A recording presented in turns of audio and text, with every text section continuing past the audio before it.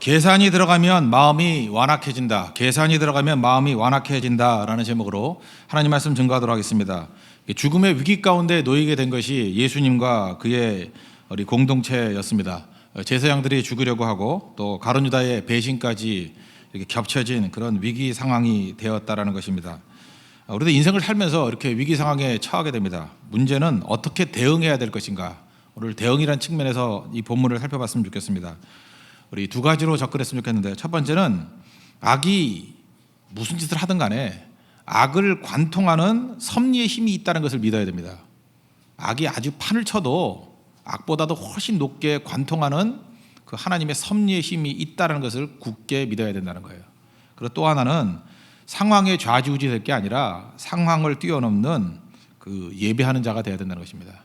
그래서 섭리의 힘을 믿으라, 예배하라. 이것이 우리가 하나님 앞에서 가장 지혜로운 위기 상황 속에서의 대처라고 생각합니다. 이 말씀대로 순종하는 우리 믿음의 종 되기를 축원합니다. 첫 번째는 악인의 음모가 있습니다. 악인의 음모를 이기는 섭리의 힘이 있음을 믿어야 된다는 것입니다. 오늘 2절을 보니까 대제사장 서기관들 이런 사람들이 예수를 무슨 방도로 죽일까 궁리했다 이렇게 얘기를 합니다. 무슨 방도로 죽일까 머리를 짰다라는 거예요. 근데 답이 보이지 않았습니다. 그런데 실행을 못했던 이유는 뭐냐? 뒷부분 보니까 백성을 두려워합니다 그랬습니다. 성경 전체를 통해서 보이는 그 핵심적인 두 길이 있는데, 첫 번째는 사람의 시선을 의식하는 길이 있고 또 하나는 하나님의 시선을 의식하는 길, 두 가지입니다. 우리 지난주에도 저녁 때 살폈죠. 시장에서 긴 옷 입고 존경받기를 원하는 서기관이 있고요. 그 다음에 그런 거 신경 안 쓰고 두 렙돈을 하나님께 드리는 하나님 앞에 서 있는 과부가 있습니다. 또 300데나리온이나 되는 향유를 깨서 붓는 하나님의 시선만 의식하는 마리아가 있고, 또 그렇지 않은 바리새인들이 있다라는 거예요. 이 두 길입니다. 이것이 이제 구약의 열왕기서 같은 데는 여로보암의 길, 다윗의 길 이렇게 얘기합니다. 여로보암의 길은 무엇입니까? 사람의 눈만 의식하고 자기 힘으로 서겠다라는 거예요. 반면에 다윗의 길은 넘어지고 깨짐이 있다 할지라도 하나님의 앞에서의 삶입니다. 하나님의 시선 앞에서만 살겠다. 그래서 이것을 요약한 게 뭐라 그랬어요? 성전 앞에 있는 두 기둥이 있는데 야긴과 보아스. 야긴의 뜻이 무엇입니까? 하나님이 이렇게 세우신다. God builds up. 보아스가 무엇입니까? By his strength. 그의 능력으로. 그래서 야긴과 보아스는 같이 붙이는 거예요. 그래서 성전에 들어갈 때마다 사람들은 가슴에 새기는 것입니다. God builds up by his strength. 하나님께서 하나님의 능력으로 우리를 세우신다는 것입니다. 오늘도 넘어지고 깨져 있는 모든 심령들을 하나님이 이렇게 세우실 것입니다. 그의 능력으로 세울 것입니다. 그게 예배의 본질이라는 것입니다. 그래서 이것이 다윗의 길이고 하나님의 백성들의 길이라는 것입니다. 근데 여기 보니까 제사장들의 길은 백성들을 두려워하는 시선만을 의식하는 그런 것이었습니다. 답이 보이지 않습니다. 근데 제사장의 입장에서 놓고 볼 때에는 길이 안 보이는데 이거는 뭐 하늘의 응답같이 보이는 일이 벌어졌다는 거예요. 예수님의 제자인 가룟 유다가 와서 돕겠다고 얘기를 합니다. 4절을 보니까 유다가 대제사장들과 성전 경비병들에게 가서 예수를 넘겨줄 방도를 알려줬다, 의논했다. 그러니까 이건 뭐 길을 찾지 못했는데 길을 알려준 거죠. 너무너무 기뻐서 돈까지 줬다, 이런 얘기가 벌어집니다. 이 두 가지 얘기를 합쳐보면 어떤 얘기입니까? 예수님은 위기 중에 위기죠. 권력자, 죽일 수 있는 권력자가 죽이려고 마음 먹었습니다. 거기다가 측근의 배신까지 있었습니다. 이제는 빠져나갈 길이 없습니다. 우리가 세상을 살 때도 이렇게 빠져나갈 길이 없는 두 세력의 결탁 이런 게 있을 수 있다는 것입니다. 그런데 이게 유월절을 중심으로 벌어지는 일입니다. 유월절이 뭡니까? 하나님께서 계획하신 것이 십자가를 통해서 우리를 구원해 주시고 우리에게 생명을 주시겠다는 하나님의 계획이 있습니다. 그런데 이 하나님의 계획과 동시에 악인의 계획이 같이 흘러가고 있다는 거예요. 그런데 우리 눈에 보이는 것은 뭐만 보입니까? 악인의 계획만 보여요. 하나님의 계획은 보이지 않고. 근데 실제로 보면 하나님의 계획을 이루기 위해서 이 악한 마귀의 음모들을 주님께서 지금 사용하고 계시는 거예요. 지금은 굉장한 힘같이 보이고 뭐 굉장한 위협같이 보이지만 이 모든 것들이 하나님의 큰 놀라운 계획을 이루기 위한 어떤 도구로서 쓰임받고 있다는 것입니다. 그래서 우리는 이것을 알든 모르든 별 신경 안 써도 된다는 거예요. 문제는 무엇입니까? 하나님의 뜻 안에 머무르기만 하면 악한 모든 도전들은 다 보조수단에 불과하다는 거예요. 이걸 로마서 8장의 표현에 하면 합력하여 선을 이루십니다. 우리 섭리의 힘을 믿어야 된다는 거예요. 우리를 돕는 사람들도 우리를 돕습니다. 그런데 심지어 우리를 방해하고 우리를 핍박하고 우리를 죽이려고 하는 자들의 그 시도까지도 주님께서는 다 사용하셔가지고 하나님의 거룩한 뜻을 이루신다는 거예요. 누구에게요? 주님의 뜻 아래 거한 백성들에게. 그러니까 이것저것 볼 거 없다는 것입니다. 하나님의 섭리의 힘만 믿으면 된다는 것입니다. 그 하나님의 섭리의 내용이 뭐예요? 십자가를 통해서 우리에게 생명 주시고자 하는 말씀이라는 거예요. 여러분, 세상에서 제일 어려운 일이 무엇입니까? 한번 생각해 보셨습니까? 세상에서 제일 어려운 일이 뭐냐? 뭐 어떤 사람은 그러더라고. 자기 뭐 아내 비유 맞추는 거. 근데 뭐 그런 사람도 있지만 그것도 쉬운 일은 아닌 거예요. 그렇지만 그건 그냥 약간 어려운 일이고, 거의 불가능에 가까운 일이 뭐냐면 자녀 교육입니다. 자녀 교육. 자녀 교육은 왜 힘드냐? 자녀를 낳기만 한 게 아니라 자녀들에게 생명을 심기고 생명을 꽃피우게 만드는 것이 자녀 양육의 핵심이기 때문에 그렇습니다. 이건 우리 인간의 힘으로 쉬운 일이 아니고 어떻게 보면 거의 불가능한 일입니다. 우리가 양육을 하거나 이 땅을 살아갈 때 방법이 둘이 있는데, 하나는 생명으로 사는 방법이 있고 또 하나는 생존으로 사는 방법이 있습니다. 말이 비슷하지만 영어로 보면 좀 구분이 될 것 같아요. 생명, 라이프로 사는 길이 있고 생존, 서바이벌로 사는 길이 있다는 거예요. 생명의 특징이 뭔지 아십니까? 생명은 언제나 죽음을 지나가야 생명입니다. 죽음을 통과해야 생명이에요. 그래서 죽음을 극복하는 거예요. 그래서 유월절이죠. 유월절은 모든 장자를 다 죽이는 거예요. 죽음입니다. 근데 어린 양의 피를 바르면 넘어갔죠. 패스 오버. 그래서 유월절이에요. 그래서 우리에게 생명이 주어진 거예요. 이게 십자가를 말하는 건데 죽음을 통과해버리는 겁니다. 죽음을 이기는 생명이에요. 그래서 생명은 언제나 죽음을 통과하고 죽음이 별거 아닙니다. 그래서 요한계시록에 보면 빌라델피아 교회를 향해서 이기는 자 이렇게 얘기합니다. 이기는 자, 생명을 말하는 겁니다. 생명 있는 자. 3장 12절 보니까 이기는 자는 내 하나님 성전에 기둥되게 하리라. 그러니까 생명은 죽음의 모든 세력을 다 통과하게 된다는 것입니다. 근데 반면에 생존이란 건 뭐냐? 생존은 죽음을 피하는 거예요. 왜? 죽음을 이길 수가 없기 때문에. 살아남는 거죠. 사람 서바이벌이니까 죽으면 안 되는 거예요. 그러니까 죽음의 세력을 피하고 도망치는 것입니다. 이게 죽음만 그렇습니까? 우리 삶에 있는 모든 난관과 어려움과 고난을 다 피하는 거예요. 그러니까 생존은 피하기입니다. 생존은 도망감이라는 거예요. 구약의 애굽의 왕 바로를 한번 생각해 보시죠. 바로에 대해서 제일 많이 쓰이는 그 표현이 뭐냐? 완악하다라는 표현이야. 하체크라는 히브리 단어인데 하체크, 완악하다. 이 뜻을 보니까 마음이 강해진다예요. 마음이 강해진다, 그게 완악해진다 그런 뜻인데, 그 왜 완악해질까 그런 생각해 보지 않았습니까? 왜 완악해지냐? 계산하기 시작하면 완악해집니다. 계산하기 시작하면은 마음이 강해지기 시작해요. 부부도 마찬가지입니다. 부부가 서로를 불쌍히 여겨요. 남자도 남편을 불쌍히 여겨요. 아이고 이게 진짜 고생 많구나. 그죠? 이 세상 사는 게 얼마나 힘들까? 이렇게 불쌍히 여기고, 남편도 아내를 불쌍히 여깁니다. 그러면 거기 사랑이 꼽히는 거예요. 근데 부부지간에도요, 계산이 들어가는 그 순간부터 마음이 강해져요. 그게 무슨 얘기냐? 결혼을 앞둔 사람들 예를 든다 그러면 서로 불쌍히 여기면 결혼해서 무슨 문제가 있을까? 사랑하는 사람끼리 같이 살겠다는데 장애가 있을 리가 없잖아요. 그래서 처음 사랑해가지고 결혼하자 그럴 때는 일사천리 될 것 같이 보이죠. 뭐 아무 문제 없어요. 그냥 뭐 좋은 게 좋은 거고, 뭐 얼굴만 쳐다봐도 막 미소가 터져 나오고 막 그러지 않습니까? 근데 이게 시간이 가면 갈수록, 그래서 저는 결혼 준비를 너무 오래 하지 말라 그래요. 오래 하면은 계산이 들어가기 때문에 그래요. 계산이 들어가면은 사람이 완악해져요. 마음이 강해진다니까요. 저는 뭐 남자니까 남자 입장에서 얘기를 할게요. 여자들이요 이렇게 얘기해요. 뭐 다 마음대로 해도 된다고. 단 그때부터 문제예요. 이것만은 꼭 해줘 뭐 이런 거죠. 뭐 드레스만은 뭐 1,000만 원짜리 뭐 이런 거. 결혼식장만은 거의 천국을 방불하는 곳. 뭐 이것만은 뭐 양보할 수 없다 뭐 이런 거 있죠. 이것만은 뭐. 그게 바로 뭐예요? 계산이 들어가는 거거든요. 계산이 들어가는 것은 양보하면 안 되는 거잖아요. 계산이 들어가는 그 순간부터 그렇게 부드러웠던 여자가 강해지기 시작하고요, 양보도 없고요, 그것이 관계를 깨게 된다는 것입니다. 완악은 어디서 오는지 알겠죠? 계산이 들어가는 거. 이거를 불교라든지 이런 데서는 일반 사회에서 욕심이라 그래요. 욕심이 들어가는 그 순간에 강해져요. 완악해진다고요. 바로왕 보세요. 바로왕이 보통 때는 상당히 너그러운 왕입니다. 뭐 세계 최강대국의 왕이 뭐 그렇게 눌림이나 뭐 이런 게 있겠어요? 자유로운 영혼이죠. 그런데 언제부터 완악해지기 시작하냐면, 모세가 가서 하나님의 백성들을 출애굽시키겠다고 할 때 계산을 하는 거예요. 당신은 그 제국이잖아요. 제국은 노예제 사회입니다. 노예는 생산 기능을 감당하고 있는, 경제 속에서 생산 기능을 감당하는 그 파트예요. 노예가 다 빠져버리면 경제가 마비돼 버립니다. 지금도 한진 해운 배 45척만 움직이지 않아도 수출길이 마비됐다 막 이러잖아요. 노예가 경제에서 싹 빠져버리면 생산 기능이 마비돼 버려요. 계산이 들어간 거예요. 절대로 노예를 해방시키면 안 됩니다. 얘네들이 나가면 안 되는 거예요. 계산이 들어가요. 그러니까 양보가 안 되는 거죠. 그래서 완악해지는 거예요.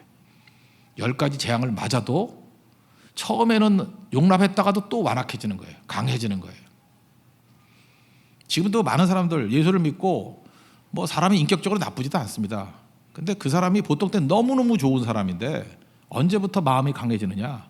계산이 들어갈 때부터요. 욕심이 들어갈 때부터요. 이것만은 할 때부터예요. 그것까지 죽어야 되는데 사실은 그 계산이고 욕심이지만 성경에서는 그거를 자기의라고 얘기합니다. 자기의가 깨어지지 않은 사람은 다 완악한 사람들이에요. 그것이 여러 개인 사람은 정말 살기 힘든 사람이에요. 양보하면 안 되니까.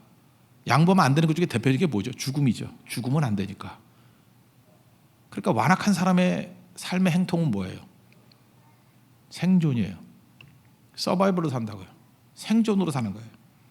그러니까 어떤 사람이 너무너무 매력이 있었어요. 매력이 있었던 이유가 뭐냐면 생명력이 충만하니까 매력이 있거든요. 라이프, 그죠? 이터널 라이프, 영생이 있는 것 같은 느낌. 그러니까 매력이 있는 거예요. 생명은 매력을 주는 거예요. 근데 하나에 둘씩 계산이 들어오고 욕심이 들어올 때부터 사람이 완악해져요. 참 이상해져 버립니다. 문제가 돼 버린다는 거예요. 죽으면 안 된다 그러고 자녀들 키우는 게 힘들다 그랬죠. 자녀들 여러분 어떻게 키웁니까? 사랑이라는 미명하에 아이들을 생존으로 키웁니다. 왜? 자기가 생존으로 사니까. 그러니까 생명을 꽃피우게 못하는 거예요. 생명으로 꽃피우려고 그러면 내 안에 생명이 들어와서 죽어도 되는 거거든요. 왜? 죽어도 돌파할 수 있으니까. 요한복음 11장 25절 보니까 나는 부활이요 생명이니 예수님의 부활을 체험한 거죠. 그 생명을 체험한 거 아니에요. 나를 믿는 자는 죽어도 살겠고. 이게 생명이에요. 죽음의 위협을 다 돌파해 버리는 거예요.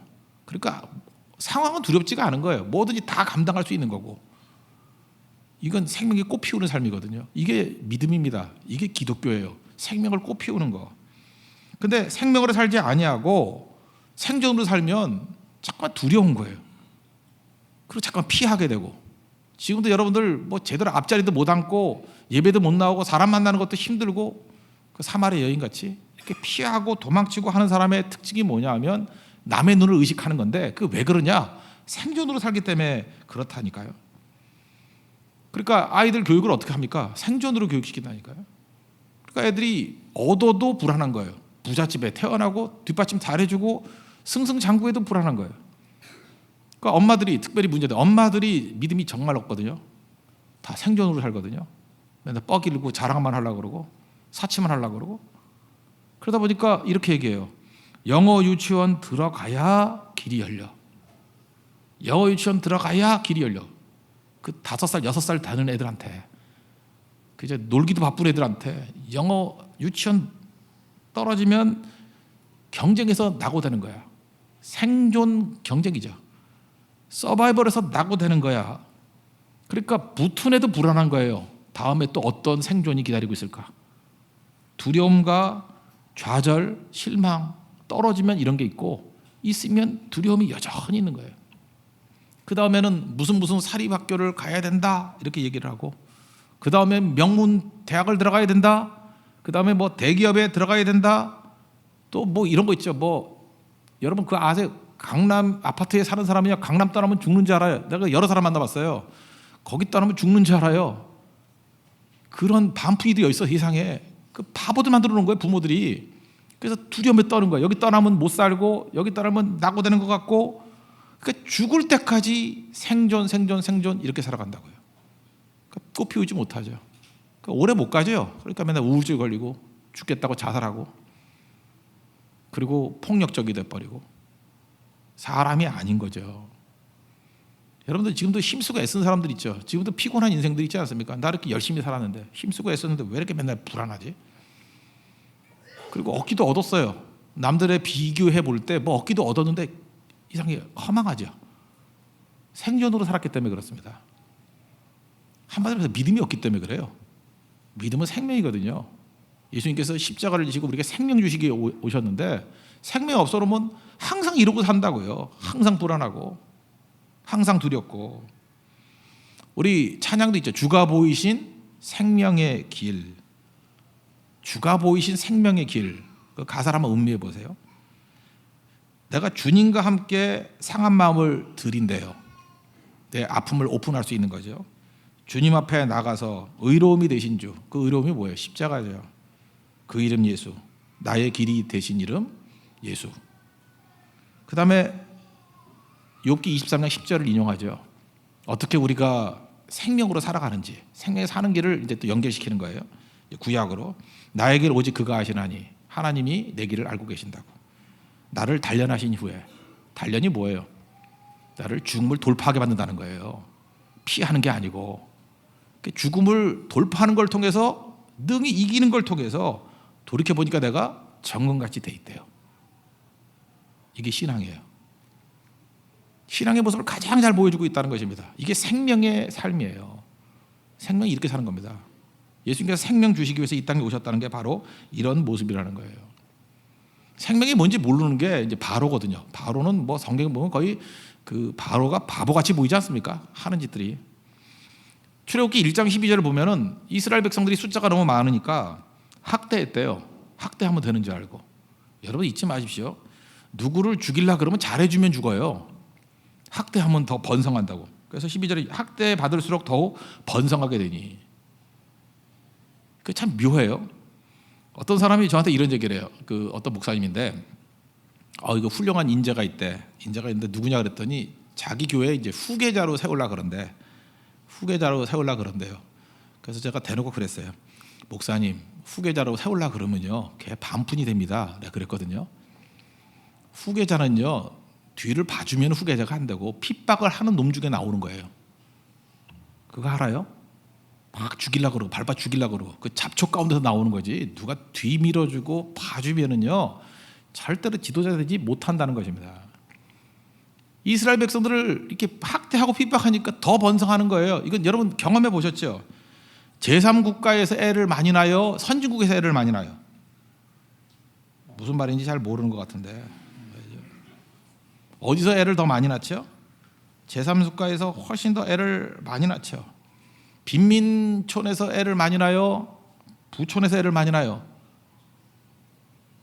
부촌에서 애를 많이 낳는다고요? 가봐요. 애 소리 들리나? 안 나요. 그 빈민 가면 애들만 많아요. 우리 가난할 때 애를 많이 낳았어요? 부자일 때 애를 많이 낳았어요? 지금 청년들 애 많이 낳게 만드는 막 핍박과 학대와 가난하게 만들면 애가 막 쏟아져 나올 거라고. 그걸 몰라서 하는 소리예요. 몰라서. 지금 무슨 얘기냐면은 애를 왜 안 낳냐 하면 지금 내 생활 수준 이상을 유지하겠다라는 거예요. 그러기 위해서는 애들한테 돈 투자하면 안 된다는 거예요. 내가 써야지. 그 안에 이기심은 못 느끼십니까? 근데 그렇게 말하면 또 억울하잖아. 그러니까 사회 탓을 해야지. 애를 어떻게 키워? 이 돈 갖고 막 이러고. 그러면서 자기 할 짓은 다 하고. 언제나 그래서 언제나. 제가 우리 교회에서도 결혼을 이제 안 하는 사람들이 많잖아요. 금년에 결혼 되게 많이 한 거 아시죠? 작년부터.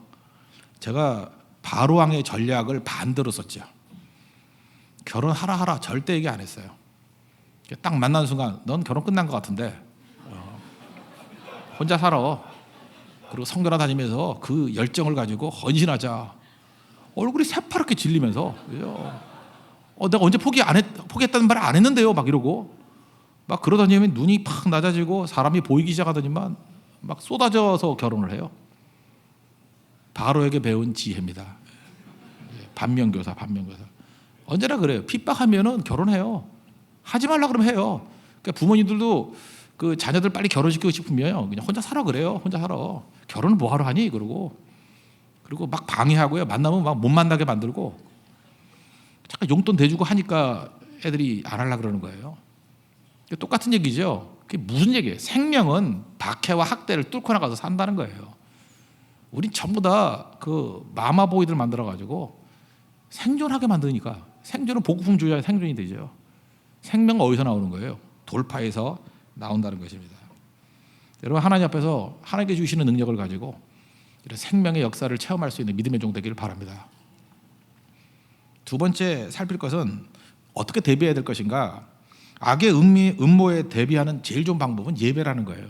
이건 뭐 일일이 찾아다니면서 어떻게 대처할까 이렇게 연구할 게 아니고, 간단히 넘어가면은 예수님은 상황에 별 관심이 없는 것 같죠. 8절 보니까 야, 유월절을 준비하여 우리를 먹게 하라. 이게 무슨 얘기예요? 뭐 죽인다고 난리가 벌어졌는데 얘들아 밥 먹자, 그거 아니에요? 현실과 무관해 보여요. 그리고 15절에 보니까 유월절 먹기를 원하고 원하였노라. 예수님이 이렇게 강조한 적이 없거든요. 무슨 얘기예요? 유월절의 완성, 유월절은 십자가거든요. 나는 구원의 완성을 위해서 왔다. 이 마지막 만찬이 얼마나 중요한지 아니 하면서 십자가의 의미를 되새겨주고 있다라는 것입니다. 다시 출애굽으로 가보면 출애굽의 백성들이 말하는 복은 뭐였어요? 상황의 복이에요. 상황이 좋아지는 거. 그러니까 상황의 복이라고 오해를 하니까 항상 원망불평하는 거예요. 그러니까 원망할 수밖에 없는 게 복 개념이 틀린 거예요. 근데 하나님께서 생각하신, 하나님이 말씀하신 복은 뭐예요? 존재의 복이에요. 하나님 백성 되는 거. 존재의 복이란 게 뭐예요? 하나님이 함께 하시는 거. 임마누엘 되시는 거. 하나님이 함께 한다는 게 뭐예요? 생명의 복이라고. 하나님께서 환경을 좋게 만들어준다는 그 얘기가 아니고 내가 너와 함께 한다. 내가 너에게 생명, 라이프를 준다는 거예요. 생명을 준다. 그래서 능히 어떤 난관이든 이기게 만들겠다. 그게 하나님의 복이라고요. 그래서 빌라델피아 교회도 복된 교회죠. 고난이 없었어요. 있었어요. 여전히. 난관이 다 있었다고요. 그런데 그로 하여금 고난 없는 자가 되게 준다. 이렇게 얘기 안 하고 뭐라고 얘기해요? 이기는 자가 되게 해준다. 생명을 줘서 극복하는 자가 되게 해준다는 거예요. 오늘도 마찬가지입니다. 하나님께서 여러분이 복 주시길 원하는데 존재의 복을 주십니다. 생명의 복을 주시는 거예요. 어떤 난관과 어려움이 있다 할지라도 이기는 복을 주시는 거예요. 여러분 생명이 뭐예요? 날씨가 영하 15도예요. 15도인데 맨날 방 안에만 처박혀 있는 남자가 생명력을 느껴요? 그거? 나가려고 봐요. 추워서 못 나가요 목사님. 이게 이 생명을 느껴요? 남자인데 25인데 영하 15도가 되더라도 쫄쫄이 바지 입고 나가가지고 한강을 달릴 때 느낌 뭐예요? 막 땀을 막 범벅으로 흘리면서 영하 15도에 와 생명이 넘치다. 그거 아니에요. 말레이시아 선교 가서도 못 나가요. 지금 38도인데 어떻게 나가요? 다 죽어요. 이게 생명을 느껴요? 다 죽이고 싶죠. 반면에 38도면 어때요? 열심히 나가 걷고 차 안 탄다 그러고 에어컨 없어도 된다 그러고 어떤 난관도 이길 때 야 저거 생명력이 충만하다 그런 거 아니에요? 하나님께서요 항상 에어컨 속에 있고 온실 속에 있는 사람을 만드는 게 아니라고요. 생명 주시고 어떤 난관과 어려움도 이기게 만드는 사람을 만드는 거. 그러기 위해서 필요한 게 뭐예요? 그게 성만찬이에요. 예배라고. 예배.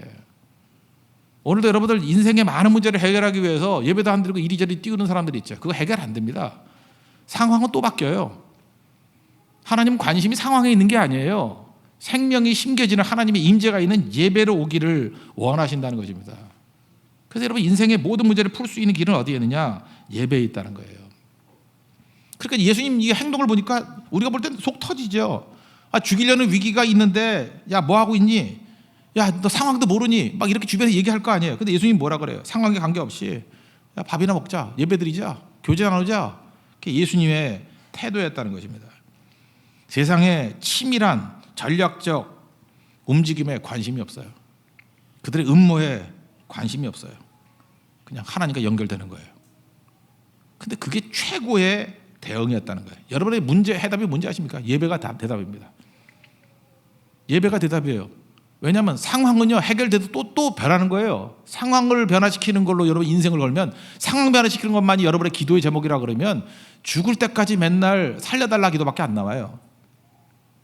근데 하나님께서 원하시는 건 뭐냐 하면 예배라고요. 예배는 생명 신개짐이에요. 다 이깁니다. 다. 어떤 난관과 어려움이 있더라도 다 이겨버리는 거예요. 그거라고요. 예배를 통해서 하나님의 임재가 있기 때문에. 임재가 있으면 주님께서 함께 하시는데 어떻게 함께 하느냐? 이렇게 그냥 같이 하는 게 아니라 성령에 의해서 우리를 뒤집어 버려요. 여러분 바로 왕의 문제가 뭐예요? 회개를 못하는 거예요. 바로 왕이 왜 회개를 못했을까요? 회개는 마음이 쪼개지는 거거든요. 마음이 쪼개져 버리는 거예요. 근데 내가 내 마음을 쪼갤 수 없어요. 여러분 자신의 마음을 쪼갤 수 있어요? 어떻게 쪼개요? 너무 답답하니까 머리를 차박을 수 있어요. 머리에서 피는 흐르지만 마음이 쪼개지진 않아요. 오직 예배를 통해서 하나님 성령이 임재하시면 쪼개져요. 가룟 유다 후회했죠. 후회하는 거는 마음이 쪼개지는 게 아니에요. 후회만 했을 뿐이에요. 성령이 임해야 마음이 쪼개지는 거예요. 예배를 통해 성령의 임재가 있다니까 마음이 쪼개져야 우리가 어찌할꼬라고 하면서 울부짖게 돼 있다는 것입니다. 쪼개지는 체험이 언제 예배에 있다니까요. 쪼개져야 변화가 되고 쪼개질 때 생명이 역사하는 거예요. 우리 가운데서. 여러분 예수님을 지금 10년 20년 믿어도 회개가 쪼개짐이 없는 사람들이 있어요. 정말 힘든 거죠. 마음은 원이에요. 답답하고 잘 믿고 싶고 나도 저렇게 막 눈물도 흘리고 싶고 감격 속에 있고 싶은데 맹송 그냥 앉아가지고 오늘 점심 뭐 주나 미역국 주다는데 이런 생각만 하고 있다고요. 나도 알아요. 답답한 거. 왜 쪼개지지 않았기 때문에. 근데 그 쪼개짐이 언제 있냐? 예배 시간에 있어요. 그래서 하나님의 임재가 있는 예배만큼 중요한 것은 없다는 것입니다. 예배에서 하나님의 임재가 있으면 내가 쪼개지면 어떤 일이 벌어지느냐? 일시적으로 끝나지 않아요. 놀라운 일이 벌어진다고요. 떨기나무 불 가운데 하나님이 나타나셨다 그랬죠. 이게 떨기나무 그러니까 우리 뭐 대단한 나무인지 아는데 영어 성경 보면 붓이라고 돼 있어요. 이게 덤불에 덤불. 그러니까 우리식으로 하면 지푸라기에 가까운 거예요. 덤불. 이게 성냥불 딱 붙이면 불 붙이면은 확 타고 한 5초 타고 꺼져 버리는 거 있죠. 그게 성경에서 말하는 덤불이에요. 그 떨기나무 덤불이라고 덤불 붓이. 근데 불을 붙이면 5초 안에 꺼져 버려야 되는데 확 탈렀다가 꺼져 버려야 되는데 모세가 놀란 거예요. 꺼지질 않는 거예요. 생각해보세요. 성냥불을 걷어요. 그러면 확 붙어가지고 뭐 5초나 타나요? 이거 뭐 못하잖아요. 근데 성화같이 계속 불타오르고 있다. 신기하지 않겠어요? 성냥불을 딱 걷는데 막 뛰어다니고 괜찮아. 이상하다 이거. 그런 일이 벌어졌다고요 지금. 여기서 하나님께서 보여주고자 하는 얘기가 뭐예요? 나의 임재가 있으면 5초도 안 타는 이 덤불이 부시가 영원히 타오르는 불길로 바뀐다라는 거예요. 우리 인생도 의식의 흐름이 있으니까 굉장히 오래 사는 것 같이 보이지. 돌이켜봐요. 30년 산 사람, 40년 산 사람 돌이켜봐요. 인생의 모든 것들이 다 불꽃 같았죠. 성냥불 같았죠. 확 타올랐다 끝났죠. 확 타올랐다. 몇 가지나 생각할 수 있어요. 여기 나이 60대신 분들 한번 돌이켜봐요. 인생에서 이렇게 뭐 의미가 있고 같이 있었던 게 몇 번이나 있었는 거예요. 불 한 번 확 붙었다 꺼진 거죠. 그래서 성경은 뭐라고 얘기를 해요? 모든 육체는 풀과 같고 모든 영광은 풀의 꽃 같다고. 덤불 얘기에 덤불 얘기. 불 붙은 거 꺼져버리는 것 같이 순간이라고. 근데 하나님의 임재가 있는 인생과 그의 사역은 꺼지지 않아요. 한 번에 끝나는 게 아니에요. 지속되는 힘이 있다는 것입니다. 이게 생명이에요.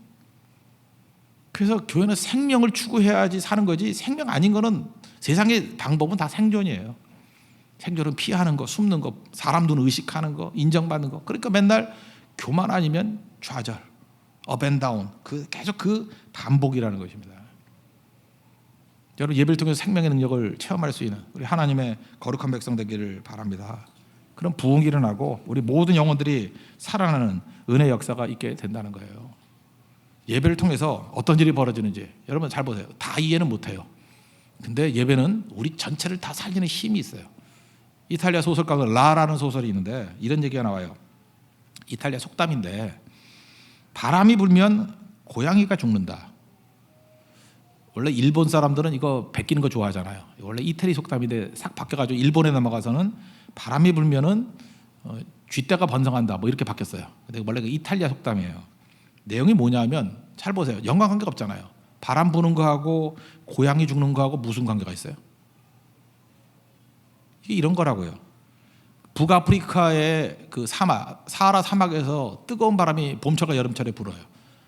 지리학 공부하신 분 알죠? 그 바람을 뭐라 그래요? 시로코라 그래요.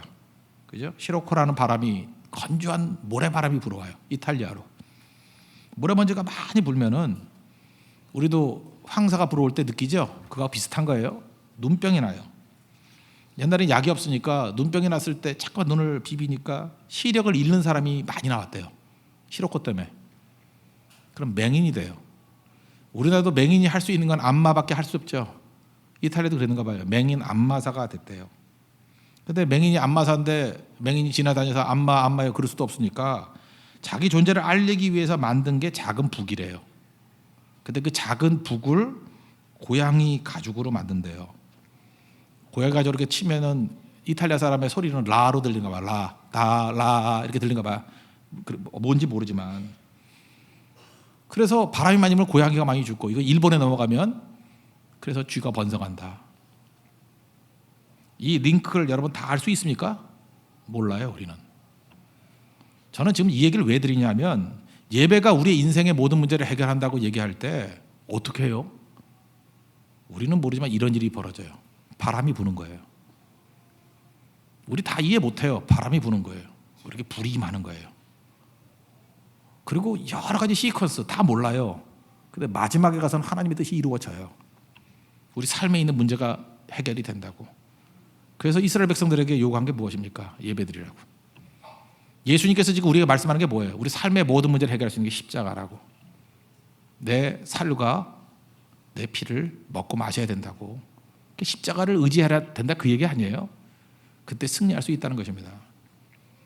시시때때로 우리 삶에 있어서 많은 무의미함과 도전들이 올 때마다 꼭 붙들어야 될 거, 제대로 된 대응은 믿는 거예요. 섭리의 힘을 믿는 거. 또 하나는 예배의 힘을 믿는 거예요. 하나님의 임재의 힘을 믿는 거. 그럴 때 우리가 승리할 수 있습니다. 하나님의 은혜 가운데 여러분들 모든 과정을 통해서 생명력으로 모든 것을 이길 수 있는 우리 하나님의 승리의 종들 되기를 축원합니다. 자리에서 일어나겠습니다. 주가 주신 생명의 길 찬양하겠습니다.